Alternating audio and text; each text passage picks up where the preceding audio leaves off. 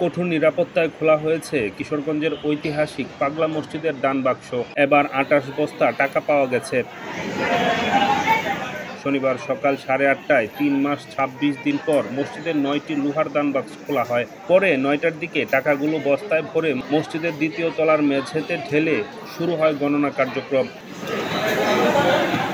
এ সময় জেলা প্রশাসকের পরিচালনায় ১২ জন ম্যাজিস্ট্রেট, ১৫ জন পুলিশ সদস্য, ৯ জন আনসার সদস্য, ৭০ জন ব্যাংক কর্মকর্তা ও ৩০ জন সেনা সদস্য উপস্থিত ছিলেন। এ টাকা গণনায় ২৪৫ জন মাদ্রাসার শিক্ষার্থী অংশগ্রহণ করেছে। দিনভর টাকা গণনা শেষে রাতে মোট টাকার পরিমাণ জানা যাবে। পাগলা মসজিদের দান করলে মনের বাসনা পূর্ণ হয়, এই আশা থেকে ধর্ম বর্ণ নির্বিশেষের মানুষ এখানে দান করে থাকেন। সর্বশেষ পাগলা মসজিদের দান বাক্স থেকে ৭,৭৮,৬৬,৫৩৭ টাকা পাওয়া যায়, যা এ যাবৎকালের সব রেকর্ড ছাড়িয়ে যায়। দিনভর গণনা শেষে রাত ২টায় দানের পরিমাণ জানা যায়। আমাদের সামনে সহযোগিতা আসছেন এই কাজে আমরা ৯টি সিন্ধুকে ২৮ বস্তা টাকা বন্দি করে আমরা গণনার কাজ শুরু করেছি। এখন গণনার কাজ চলছে।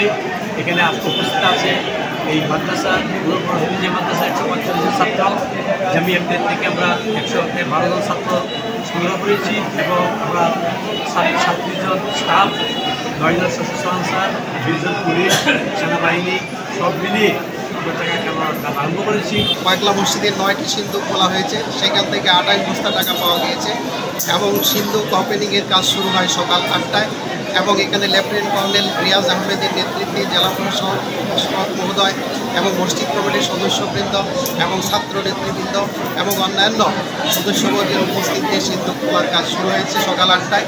এখন টাকা গণনার কাজ শুরু হয়েছে এবং টাকা গণনা শেষে এবং রূপালী ব্যাংকের সিন্ধুকে অত্যন্ত নিরাপত্তার সঙ্গে সেই টাকাগুলি সংগ্রহ করা হবে এবং টাকা গণনা এবং নিরাপত্তার কাজে সেনাবাহিনী সহ স্থানীয় পুলিশ কর্মকর্তা এবং আনসার সদস্যগণ আমাদেরকে সহায়তা করছেন এবং রূপালী ব্যাংকের ৭০ জন এবং পাগলা মসজিদের কমপ্লেক্সের ১৪৫ জন এবং অন্যান্য মাদ্রাসার ১০০ জন ছাত্রছাত্রী এই টাকা গণনার কাজে আমাদেরকে সহায়তা করছেন এবং এই সকলের সহযোগিতার জন্য আমি সকলকে ধন্যবাদ জানাচ্ছি এবং এই পবিত্র এবং পুণ্যময় কাজের সঙ্গে রূপালী ব্যাংক যুক্ত হতে পারে আমাদেরকে গর্বিত বোধ করছি। ডেস্ক রিপোর্ট, নতুন সময়।